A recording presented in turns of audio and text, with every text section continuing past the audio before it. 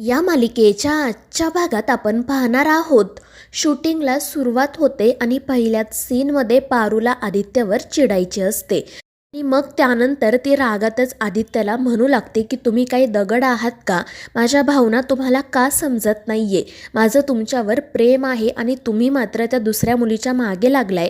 तुम्हाला खरंच काहीच वाटत नाही का? एकदा तुम्हाला जे हवंय ना ते माझ्या डोळ्यात शोधण्याचा प्रयत्न करा, तुम्हाला सुद्धा कळेल माझं तुमच्यावर किती प्रेम आहे ते. पण तुमच्या डोळ्यांवर तर त्या मुलीने पट्टी बांधली ना, मग तुम्हाला कसं कळणार माझ्या मनातलं प्रेम? आणि पारूचं ते बोलणं ऐकून आदित्यला तर धक्काच बसतो. तो आश्चर्याने पारूकडे बघत राहतो. तर पारू अगदी मनापासून तिच्या मनात जे काही आहे ते आदित्य पुढे व्यक्त करत असते. त्यामुळे तो सीन खूपच रिअल आणि नॅचरल होतो. डिरेक्टर टाळ्या वाजवत पारूचं कौतुक करतो आणि पारूच्या आधी जी मुलगी काम करत होती तिला म्हणतो की बघ, याला म्हणतात अभिनय, याला म्हणतात ॲक्टिंग. तर दुसरीकडे आदित्यसुद्धा पारूचं खूप कौतुक करत असतो. तो म्हणत असतो की वा पारू, किती छान अभिनय केलास तू. मला तर एक क्षण असं वाटलं की तू हे सगळं काही मनापासून बोलते. आणि त्यावर पारू हसून म्हणते की आदित्य सर, मी जे काही करते ते मनापासूनच करते. आणि ते ऐकून आदित्य घाबरूनच तिला विचारतो, म्हणजे तू आता जे काही बोलली ते खरंच बोलली का? पण त्यावर पारू काही उत्तर देत नाही आणि तितक्यात मग आदित्यला पुन्हा मेकअपसाठी बोलावले जाते. तर दुसरीकडे मारुती पारूच्या आईच्या फोटोसोबत बोलत असतो. तो म्हणत असतो की तू नेहमी म्हणायचीस की पदरात मुलगी असणं म्हणजे जळत्या निखाऱ्यासारखंच आहे. आपल्याला आपल्या मुलीची खूप काळजी घ्यावी लागणार आहे. पण आता तूच सांग, मी पारूची कशी काळजी घेऊ? कारण तिचा बालिशपणा तर काही संपतच नाहीये. कोणाशी कसं वागावं तिला अजिबात कळत नाही. आज तिच्यामुळे आदित्य बाबांवर एवढं मोठं संकट ओढावलंय. जर त्या दोघांना जंगलात काय झालं तर मग मी काय करू? आणि तितक्यात तो गणी त्या ठिकाणी येत म्हणतो की बा, तू काही काळजी करू नको. आपला हिरो तिथे असताना तायडीला काही होणार नाही. आणि ते ऐकून मारुती म्हणतो की गणी, उगाच वाटेल ते बोलू नको आणि त्या पारूची तर अजिबात बाजू घेऊ नको. अरे, तिच्यामुळे आदित्य बाबा त्या जंगलात अडकले आहेत आणि इथे माझा जीव घशात आला आहे. आता ना मी कोणाचं काही ऐकणार नाही. एकदा का पारू इथे आली की मी तिचं लग्न लावून देणार. आणि ते ऐकून गणी आनंदाने विचारतो, कोणासोबत? आदित्य सरांसोबत का? आणि ते ऐकून मारुती तर खूपच चिडतो. तो म्हणत असतो की गणी, पुन्हा जर असं बोललास ना तर याद राख, तुझी जीभ हसडून तुझ्या हातात देईल. याआधीसुद्धा तू एक दोनदा असं बोलला पण मी विषय सोडून दिला. पण यापुढे असं बोलू नको. आपण नोकर माणसं आहोत, त्यांच्या पायाजवळ उभं राहण्याची सुद्धा आपली लायकी नाही, हे विसरू नको. आणि त्यावर गणी घाबरूनच हो म्हणतो. दुसरीकडे अनुष्का त्या जंगलात आदित्यचा शोध घेत असते. काही ठिकाणी त्यांना कंदमुळं सापडतात. ते फॉरेस्ट ऑफिसर अनुष्काला म्हणत असतात की कदाचित त्यांनी इथे रात्री ही कंदमुळं खाल्ली असावीत. आणि ते बघून अनुष्का म्हणते की हे दोघेजण खरंच हरवलेत की फक्त पिकनिक करण्यासाठी इथे आलेत तेच मला कळत नाही. आणि मग ती पुढे जाण्याचं ठरवते. दुसरीकडे तो डिरेक्टर पारूला सांगत असतो की पारू मॅडम, मगाचा सीन खरंच खूप छान झाला. आता आपल्याला पुढचा सीन शूट करायचा आहे आणि यामध्ये तुम्हाला तुमचं आदित्य सरांवरील प्रेम व्यक्त करायचं आहे. आणि ते ऐकून पारूला तर भीतीच वाटते. ती म्हणत असते की हे कसं शक्य आहे? तर तो डिरेक्टर तिला समजावत म्हणत असतो की तुम्ही काही काळजी करू नका. जसा मगाचा सीन तुम्ही मनापासून केला ना तसा हा सीनसुद्धा करा. असं समजा की आम्ही कोणीही इथे नाही आहोत, फक्त तुम्ही दोघे जण आहात. आणि मग तुम्हाला आदित्य सरांविषयी जे काही वाटतं ना ते तुम्ही त्यांच्यापुढे व्यक्त करा. मात्र ते ऐकून पारू काळजीतच पडते. पण मग तिला सावित्रीचं बोलणं आठवतं की तुझ्याकडे ही शेवटची संधी आहे. तुझ्या मनात जे काही आहे ते तू आदित्य बाबांना सांग. आणि मग त्याच वेळी आदित्य त्या ठिकाणी येतो. डिरेक्टर त्या दोघांना सीन समजावून सांगतो आणि मग शूटिंगला सुरुवात होते.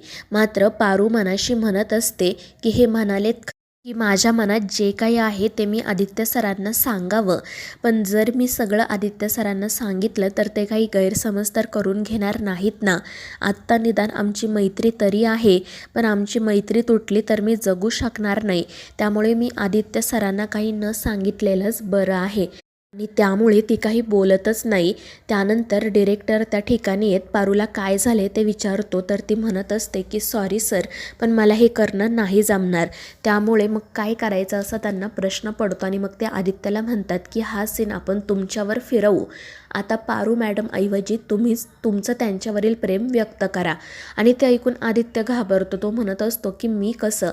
मात्र तो डिरेक्टर त्याला व्यवस्थितपणे समजावून सांगतो आणि मग आदित्य तो सीन शूट करायला तयार होतो. आणि मग त्यानंतर पारू तर खूपच खुश होते.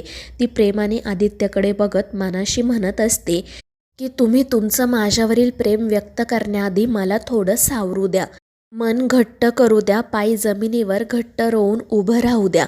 आणि मग ती डोळे बंद करत मनाशी म्हणते की जेव्हा तुम्ही माझ्यावरील तुमचं प्रेम व्यक्त कराल ना, तेव्हा मला सगळीकडे शांतता हवी आहे. पानांची सळसळ नको आहे, वाऱ्याचं वाहनंसुद्धा नको आहे. फक्त मला तुमचं बोलणं ऐकायचं आहे. आणि मग त्यानंतर ती डोळे बंद करते आणि तिच्याच स्वप्नामध्ये हरवून जाते. आणि मग शूटिंगला सुरुवात होते. आदित्य पारूवरील त्याचं प्रेम व्यक्त करत असतो. तो पारूला म्हणत असतो की तू माझ्या आयुष्यात आली आणि माझं आयुष्यच पूर्णपणे बदलून गेलं. खरं तर जेव्हा मी तुला पहिल्यांदा बघितलं होतं ना, तेव्हा मला तुझा खूप राग आला होता. पण मग त्यानंतर हळूहळू मला तू समजू लागली. तू माझ्या घरात आली आणि माझ्या घराला घरपण आलं. माझ्या घरातल्या भिंतींसोबतसुद्धा तू बोलू लागली. सगळं काही तू आपलंसं करून घेतलं आणि तुझ्या याच स्वभावाच्या प्रेमात मी पडलो. आणि मग त्यानंतर त्याला पारूची जी जी गोष्ट आवडते त्याबद्दल तो पारूला सांगत म्हणतो की तुझ्यात ना अशी एकही गोष्ट नाही जी मला आवडत नाही. तुझ्या प्रत्येक गोष्टीवर मी प्रेम करतो. आणि मग तो पारूचा हात हातात घेत त्याचं तिच्यावर किती प्रेम आहे हे तिला ओरडून सांगतो. त्यामुळे पारू तर खूपच खुश होते आणि लाजून खाली मान घालते. त्यानंतर मग आदित्य समोर गुडघ्यावर बसतो आणि गुलाबाचं फूल देत तिला प्रपोज करतो आणि मोठ्याने ओरडून त्याचं तिच्यावरील प्रेमसुद्धा व्यक्त करतो. आणि मग त्या दोघांच्या अंगावर गुलाबाच्या पाकळ्या पडू लागतात. त्यामुळे पारू तर खूपच खुश होते आणि रडतच आदित्यकडे बघू लागते. मात्र तितक्यात तिला त्या डिरेक्टरचा आवाज येतो. त्यामुळे ती भानावर येते आणि समोर बघते तर आदित्यला मिठी मारून अनुष्का उभी असते. तो डिरेक्टर म्हणत असतो की या कोण आहे, त्यांना बाजूला करा. तर आदित्य म्हणतो की थांबा सर, मी बघतो. आणि तो अनुष्काला घेऊन बाजूला जातो. तो अनुष्काला म्हणत असतो की अनुष्का सॉरी, तू गैरसमज करून घेऊ नको. तर अनुष्का म्हणत असते की आदित्य तू माफी मागू नको. अरे तू रात्रभर कुठे होता, मी तुला किती वेळा कॉल करण्याचा प्रयत्न केला, मात्र तू माझा कॉल रिसीव्हसुद्धा केला नाही. आणि तुम्ही ज्या ठिकाणी थांबला होता ना, त्या ठिकाणी तू तुझा फोनसुद्धा विसरला. तुला एवढंसुद्धा भान राहिलं नाही का रे. आणि मग ती आदित्यला त्याचा फोन देते. तर आदित्य तिची माफी मागत म्हणत असतो की अनुष्का मला माफ कर. तर अनुष्का म्हणत असते की आदित्य माफी मागू नको, मला तुझी काळजी वाटली फक्त इतकंच. आणि आता तुला सुखरूप बघून मला खरंच खूप आनंद झाला आहे. आणि मग त्यानंतर ती त्या शूटिंगबद्दल आदित्यला विचारते. तर आदित्य तिला घडलेला सगळा प्रकार सांगतो. तर अनुष्का म्हणत असते की आदित्य माझा तुझ्यावर ना पूर्ण विश्वास आहे. मला माहिती आहे मी सोडून तू इतर कोणाचाही विचार करणार नाही. आणि तू या पारूसारख्या मुलीच्या प्रेमात पडणं तर शक्यच नाही, माहिती आहे मला. कारण तू किर्लोस्करांच्या स्टेटसचा नक्की विचार करशील. आणि तिचं ते बोलणं ऐकून आदित्यला आश्चर्य वाटतं. त्यानंतर अनुष्का मुद्दाम पारूकडे जाते आणि तिला विचारते की ठीक आहेस ना गं तू. त्यावर पारू हो म्हणते. तर अनुष्का म्हणते की खरंच तुझे आभार मानायला हवेत. तू माझ्या आदित्यची खूप काळजी घेतली, पण आता तू काळजी घेऊ नको, मी आले आहे ना, मी त्याची काळजी घेईल. आणि मग ती आदित्यचा हात पकडूनच त्याला घेऊन तेथून जाण्यासाठी निघते. आणि ते बघून पारूला तर खूप वाईट वाटतं. दुसरीकडे फार्म हाऊसवर नानू पारूची वाट बघत असतो आणि जेव्हा तो तिला परत सुखरूप येताना बघतो तेव्हा तो खूपच खुश होतो आणि देवाचे आभार मानतो. त्यानंतर अनुष्का लगेच अहिल्याला कॉल करते. अहिल्या आणि श्रीकांत तर मंदिरातच बसलेले असतात. आणि मग जेव्हा अनुष्काचा कॉल येतो तेव्हा ती आदित्य सुखरूप असल्याचं सांगते. त्यामुळे अहिल्याच्या जीवात जीव येतो. ती सुद्धा देवाचे आभार मानते आणि अनुष्काला म्हणते की तू ना आता त्याची चांगलीच खरडपट्टी काढ. पण अनुष्का नाटक करत म्हणत असते की नाही मॅम, मी आदित्यची खरडपट्टी नाही काढू शकत. त्याला सुखरूप बघून मला खरंच खूप आनंद झाला आणि आता तर असं वाटते की त्याचे भरपूर लाड करावेत, त्याला जवळ घ्यावं. आणि ते ऐकून अहिल्या आणि श्रीकांत हसू लागतात. तर मित्रांनो, या मालिकेच्या पुढील भागांच्या अपडेटसाठी आपल्या चॅनेलला सबस्क्राईब करा.